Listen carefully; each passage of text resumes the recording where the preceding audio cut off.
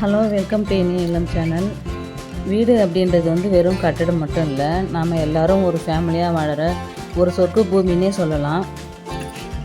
நம்ம வீட்டை சுற்றி மரம் செடி கொடிகள் அப்படி இருந்தால் தான் நம்ம மனசும் உடம்பும் ஆரோக்கியமாக இருக்கும். நம்ம ஒரு வீடு கட்டுறோம் அப்படின்னா ஃபஸ்ட்டு தோட்டத்துக்குன்னு கொஞ்சம் இடம் ஒதுக்கிறது நல்லது. நம்ம வீட்டோட பின்பக்கம் அப்படியே முன் வாசலில் அப்படி இல்லைன்னா வீட்டு பக்கத்தில் கொஞ்சமாக இடம் விட்டு அதுக்கப்புறம் நம்ம கட்டுறது நல்லது. நமக்கு பிடிச்ச செடிகளை வைக்கலாம், பூச்செடிகளை வச்சுக்கலாம், காய்கறி செடிகள் போடலாம். அதில் வர்ற காய்க்கிற பழங்கள் பூக்களை பார்த்து நம்ம ரொம்ப சந்தோஷப்படலாம். மரங்கள் வளர்ந்துருச்சுன்னா அதில் அணில் ஓடி விளையாடுறது, காக்கா கத்துறது, குருவிகளோட சத்தம், அது கூண்டு கட்டி அதில் முட்டை வச்சு அந்த குருவிங்களை வந்து நம்ம பார்க்குறது, இது எல்லாமே நம்மளுக்கு ரொம்ப பிடிச்ச விஷயங்கள் தான். என்னோடய பேத்திக்கு வந்து அந்த குருவி வந்து குட்டி போட்டுருச்சா, கூண்டு கட்டிடுச்சா ஐயா அப்படின்னு கேட்கும்போது அவ்வளோ ஹாப்பியாக இருக்கும். ரெண்டாவது பட்டர்ஃப்ளை நிறைய இருக்கும், கலர் கலராக வந்து பார்க்குறதுக்கு அவளுக்கு ரொம்ப பிடிக்கும். காலையில் நாங்கள் 2 பேரும் வந்து எங்கள் குட்டி தோட்டத்தை வந்து ஒரு ரவுண்ட்ஸ் வர்றது தான் எங்களுக்கு காலையில் வேலையாகவே இருக்கும். அவள் சந்தோஷப்படுறதை பார்த்துட்டு நான் ரொம்ப சந்தோஷப்படுவேன். அவள் எப்போ வந்தாலும் சிட்டுக்குருவிக்கு ஒரு வீடு கட்டி கொடுங்க ஆயா அப்படின்னு கேட்டுக்கிட்டே இருப்பாள். நான் மீஷோவில் ஒரு குட்டி வீடு ஒன்று வாங்கி வச்சுருந்தேன். அதை செடிக்கு நடுவில் வந்து எவ்வளோ நாள் நானும் கட்டி விட்டுருந்தேன். அதில் டெய்லி பாப்பா அவள் சிட்டுக்குருவி வரல ஆயா அப்படின்னு கேட்டுக்கிட்டே இருப்பாள்.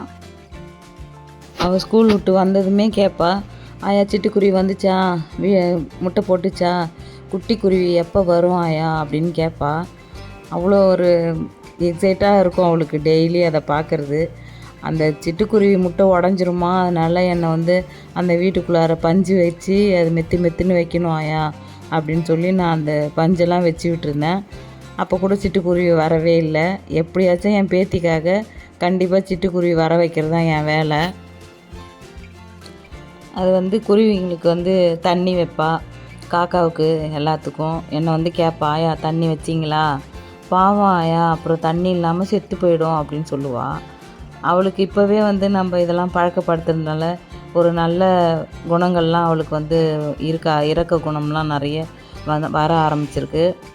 மரம் தானே செடி தானே அப்படின்னு நினைக்காம அதையும் நம்ம ஒரு உயிரோட்டமாக நினச்சி வளர்த்தோம்னா கண்டிப்பாக நல்ல பாடங்கள் அது நமக்கு கற்றுக் கொடுக்கும்.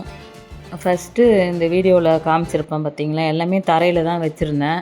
ஃபஸ்ட்டு நான் வந்து தோட்டம் வைக்கணும் அப்படின்னு ஆரம்பித்ததே வந்து எங்கள் ஃபேமிலியில் வந்து நிறைய பிரச்சனை இருந்துச்சு. எனக்கு வந்து மன உளைச்சல் அதிகமாக ஆக ஆரம்பித்து நான் தனியாக உட்காந்து அழ ஆரம்பிக்கும் போது தான் சீதாவோட மாடி தோட்டம் தான் நான் பார்க்க ஆரம்பித்தேன்.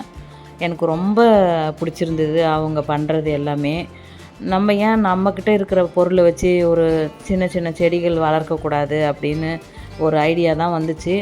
அதுக்கப்புறம் வீட்டில் இருக்க உடஞ்ச பிளாஸ்டிக் பாத்திரம் அதெல்லாம் யூஸ் பண்ணி தான் நான் வந்து பூச்செடிகள் வைக்க ஆரம்பித்தேன். அப்புறம் வந்து பழைய பிளாஸ்டிக் கடையில் போயிட்டு கேன் வாங்கிட்டு, தண்ணி கேன் இருக்குது பார்த்திங்களா, டேமேஜ் கேனு, அதை வச்சு அது கொஞ்சம் பெரிய செடிகள் வளர்க்க ஆரம்பித்தேன்.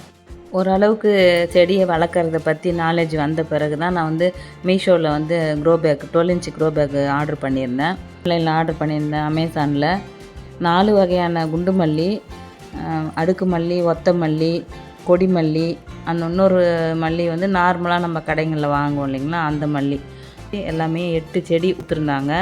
அது கொஞ்சம் வளர நான் உடச்சி அதை வந்து பதியம் போட ஆரம்பித்தேன். இப்போ நிறைய குண்டு மல்லி செடி வந்து வச்சுருக்கிறேன். க்ரோ பேக்னால் நம்மளால் வந்து நான் வாடகை வீட்டில் இருக்கிறதுனால அடிக்கடி மாறுற சூழ்நிலையில் தான் நான் இருந்தேன். அது என்னோடய நேரமாக என்னன்னு தெரியல. அதனாலே நான் வந்து பர்மனெண்ட்டாக எந்த செடியுமே நான் வாடகை வீட்டில் இருக்கிற இடத்துல வந்து மண்ணில் நான் நடவே இல்லை. இந்த மாதிரி கிரேடு இருக்குது பார்த்திங்களா, காய்கறி பழங்கள் விற்கிற கிரேடு, அது டேமேஜ் பீஸ் இருந்துச்சு. அதுக்குள்ளே தான் நான் க்ரோ பேக் எடுத்து வச்சு 2 பக்கமும் அதுக்கு புடி இருக்கும். நம்ம எங்கே போனாலும் க்ரோ பேக்கை தூக்க முடியாது, வழுக்கும். அதனால் அந்த கிரேடில் வச்சு தான் நான் வளர்த்துட்டு இருந்தேன். இப்போ ஷிப் பண்ணுறதுக்கு எனக்கு ரொம்ப ஈஸியாக இருந்தது. அதே மாதிரி நம்ம க்ரோ பேக்கில் வைக்கும்போது நிறைய வெயிட் அதிகமாக இருக்கக்கூடாது, தூக்குறதுக்கு ஈஸியாக இருக்கணும் அப்படின்னு கொக்கோபீட் வந்து 5 கிலோ உள்ள ஒரு பேக் வந்து நான் ஆர்டர் பண்ணியிருந்தேன். பூக்கள் நிறைய பூக்கணும் அப்படின்றதுக்காக உரம்னு நான் போட்டது வந்து டிஏபி தான். வீடியோலலாம் பார்ப்பேன் நிறைய பூக்கள் பூக்கணுன்னா டிஏபி வைங்க அப்படின்னு. நானும் வச்சு தான் பார்ப்போமேன்னு பார்த்தேன். உண்மையாகவே நிறைய பூக்கள் வச்சுருந்தது. நான் வந்து என்னோடய செடிகள் ஆரோக்கியமாக இருக்கணும் அப்படின்னு என்ன உரமாக பயன்படுத்தினேன் அப்படின்னு பார்த்தீங்கன்னா, மக்கின இலைகளும், அரிசி கழுவின தண்ணி, அதுக்கப்புறம் காய்கறி வேஸ்ட்டு இதெல்லாம் தான் நான் போட்டுக்கிட்டு வந்தேன். செடிகளுக்கு வந்து செம்பருத்தி செடியில் மட்டும்தான் அதிகமாக மாவு பூச்சி தொல்லை இருக்கும். பைப்பில் தண்ணி ஃபோர்ஸாக அடித்து விட்டு அதை வாஷ் பண்ணாலே போதும். நல்லா க்ளீனாக நம்ம கைகளை வச்சு தேய்ச்சி விட்டாலே போயிடும். அப்படியும் இல்லை அப்படின்னா கட் பண்ணி விட்டுறது நல்லது, மற்ற செடிகளுக்கு பரவாமல் இருக்கும். மண்புழு உரம் வந்து நம்ம வீட்டிலையே ரெடி பண்ணலாம். எப்படின்னா கொஞ்சோண்டு தோட்ட மணல் எடுத்துக்கோங்க ஒரு டப்பில்.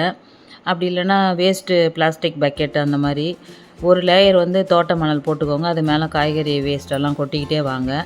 ஒரு லேயர் தோட்ட மணல் அந்த மாதிரி நீங்கள் போட்டுகிட்டே வாங்க. புளிச்ச தயிர், கெட்டுப்போன பால் அந்த மாதிரி ஊற்றும் போது அது கண்டிப்பாக வந்து மண்புழு உரமாக மாறும். இந்த மண்புழு உரத்தை வந்து 15 நாளைக்கு ஒரு தடவை வந்து நம்ம மண்ணை நல்லா கிளறி விட்டுட்டு செடிகளுக்கு போட்டுக்கிட்டே வரலாம். அந்த மண்ணில் இருக்கிற மண்புழு தான் வந்து செடிகளோட வேர்களுக்கு வந்து காற்றோட்டத்தை வந்து கொடுக்குற மாதிரி பண்ணும். அதனால் அது ரொம்ப முக்கியம். இல்லைனா வேர்கள் வந்து அழுகி போயிடும். நிச்சயமாக நீங்களும் உங்களால் முடிஞ்சது ஒரு 2-3 பூச்செடி, ஒரு 2-3 காய்கறி செடி அந்த மாதிரி ஃபஸ்ட்டு வீட்டில் ட்ரை பண்ணுங்கள். அதுக்கப்புறம் உங்களுக்கே வந்து இன்ட்ரெஸ்ட் வந்து நிறைய செடிகள் வளர்க்கணுன்றதில் வந்து ஆர்வம் அதிகமாகிடும். ட்ரை பண்ணி பாருங்கள். என்ன மாதிரி வீட்டில் இருக்க பெண்கள் வந்து டிப்ரெஷனில் இருக்கீங்க அப்படின்னா, எனக்கு தெரிஞ்ச ஒரு மோட்டிவேட்டட் ஸ்பீச்சு அப்படின்னு நான் கொடுக்கணும்னு நினைக்கிறது வந்து, கல்யாணன்றது வந்து ஒரு வாழ்க்கையோட ஒரு பார்ட்டு தான். ஒரு பொண்ணுக்கு வந்து முழுசாக பாதுகாப்பு தர்ற விஷயம் என்னென்னா படிப்பு மட்டும்தான். அதை மட்டும் விட்டுறாதீங்க. நான் என்னோடய அனுபவத்தில் சொல்கிறேன். இந்த காலத்தில் யாரையுமே நம்ப முடியாது. நம்ம முன்னேறணும் அப்படின்னா வந்து 1000 தடங்கள்லாம் வரும். படிக்கணும் அப்படின்னா ஒரு கல்யாணம் ஆகாத பெண்கள் வந்து படிக்கணும், இல்லை கல்யாணம் ஆனவங்க படிக்கணும் அப்படின்னாலும் 1000 தடங்கள் வரும். கேலி கிண்டல் பண்ணுவாங்க. அதெல்லாம் தள்ளிட்டு நீங்கள் உங்களுக்கு என்ன பிடிச்சிருக்கோ, என்னவா ஆகணும் அப்படின்னு ஆசைப்பட்றீங்களோ அந்த சப்ஜெக்டை எடுத்து படிங்க. யார் என்ன எதிர்த்தாலும் பரவாயில்ல, வாழ்க்கையில் ஜெயிக்கணும் அப்படின்றது மட்டும்தான் உங்களோட மோட்டிவாக இருக்கணும். நீங்கள் சாதிக்க போகிறீங்க அப்படின்னு நினைக்கிறப்பவே அடுத்தவங்க வந்து கண்டிப்பாக நம்மளை பார்த்து பொறாமைப்படுவாங்க. நிறைய அவங்களால முடியல நம்ம அடுத்தவங்க அதை செய்கிறப்ப கண்டிப்பாக தாங்கிக்க மாட்டாங்க. நிறைய எதிர்ப்புகள் வரும், பொறாமையில் பேசுவாங்க தான். அது எதையுமே நீங்கள் காதில் வாங்காமல் உங்கள் வாழ்க்கையை நோக்கி நீங்கள் போக வேண்டியது தான். கல்யாணம் ஆகாத பெண்களுக்கு நான் சொல்கிற ஒரே ஒரு அட்வைஸ், அப்பா அம்மாவை ஏமாற்றாதீங்க, நல்லா படிங்க. உங்கள் லைஃப்க்கு அதுதான் கடைசி வரைக்கும் கூட வரப்போகுது. மற்ற விஷயங்கள்லாம் உங்களுக்கு எப்படியும் கிடைக்க தான் போகுது. அந்த சந்தோஷம்லாம் நீங்கள் அனுபவிக்க தான் போகிறீங்க. ஆனால் படிப்பை விட்டுறாதீங்க. உங்கள்கிட்ட இருக்க திறமையை வளர்த்துக்கோங்க. கல்யாணம் ஆனவங்களுக்கு நான் சொல்கிற அட்வைஸ் என்னென்னா, உங்கள் கடமையெல்லாம் முடிச்சிருங்க. உங்கள் பிள்ளைங்கள நல்லா ஆரோக்கியமாக வளர்த்துருங்க. அதுக்கப்புறம் உங்களுக்கான தேடல் என்னவோ அதை நோக்கி நீங்கள் தேட ஆரம்பிச்சிருங்க, சாதிக்க ஆரம்பிங்க. அதுக்கப்புறம் உங்களை யாரும் எதுவுமே சொல்ல முடியாது. நம்ம கடமையை நம்ம கரெக்டாக செஞ்சுட்டு அதுக்கப்புறம் சாதிக்கிறதுக்கு யார் என்ன சொல்ல போகிறாங்க. லைஃப்பில் தோத்துட்டுமேன்னு நினைக்காம விழ தெரிஞ்ச நம்மளுக்கு வந்து தைரியமாக எழுந்து நிற்கவும் தெரியணும். அந்த பிரச்சனையிலே நின்றுடாதீங்க. அதை கடந்து போக முயற்சி பண்ணுங்கள். காலம் வந்து நம்மளுக்கான சின்ன சின்ன வாய்ப்புகளை வந்து கண்டிப்பாக கொடுக்கும். அப்போ வந்து யோசிக்கவே கூடாது ஒரு நிமிஷம் கூட. என்ன நினைக்கிறீங்களோ இது நம்மளுக்கான வாய்ப்பு, இதை நம்ம நல்லா பயன்படுத்திக்கணும் அப்படின்னு பயன்படுத்திக்கோங்க. கண்டிப்பாக வெற்றி கிடைக்கும். நமக்கு நம்மளே வந்து தாழ்வு மனப்பான்மையை நிறைய வளர்த்து வச்சுருக்குறோம். இப்போதைக்கு ஃபேமிலியில் இருக்க எல்லா பெண்களுமே ஃபஸ்ட்டு அந்த தாழ்வு மனப்பான்மையை தூக்கி போடுங்க. அவங்களால முடியுது, நம்மளால் முடியாதா அப்படின்னு தைரியமாக வந்து முயற்சி பண்ணுங்கள். கான்ஃபிடெண்ட்டாக இருங்க. உங்கள்கிட்ட இருக்க திறமையை என்னன்னு கண்டுபிடிங்க. கண்டிப்பாக ஜெயிப்பீங்கன்னு நம்புகிறேன். இப்போ இருக்கிற காலகட்டத்தில் வெயில் வந்து அதிகமாகிடுச்சு, தாங்கவே முடியல. ஆனால் ஏசியே போட்டும் நம்ம வச்சுருக்க முடியாது. முடிஞ்ச வரைக்கும் எல்லாத்தையுமே பழைய வாழ்க்கை முறைக்கு நம்ம திரும்புறது நம்ம எல்லாருக்குமே நல்லது. வீட்டுக்கு ஒரு மரம் கண்டிப்பாக வைக்கணும். செடி கொடிகளை வளர்க்குறது வந்து நம்ம வீடையும் வந்து குளிர்ச்சியாக வச்சுக்கும். கண்ணுக்கும் நல்லது, உடம்புக்கும் நல்லது. கண்டிப்பாக வந்து இதை நீங்கள் எல்லாருமே ட்ரை பண்ணுங்கள். அவ்வளோதான் ஃப்ரெண்ட்ஸ், வீடியோவோட நிறைவு பகுதிக்கு வந்துட்டோன்னு நினைக்கிறேன். இந்த பதிவு உங்களுக்கு கண்டிப்பாக பிடிச்சிருக்குன்னு நினைக்கிறேன். பிடிச்சிருந்தா என்னோடய இனிய இல்லம் சேனலை சப்ஸ்கிரைப் பண்ணுங்கள். தேங்க்யூ.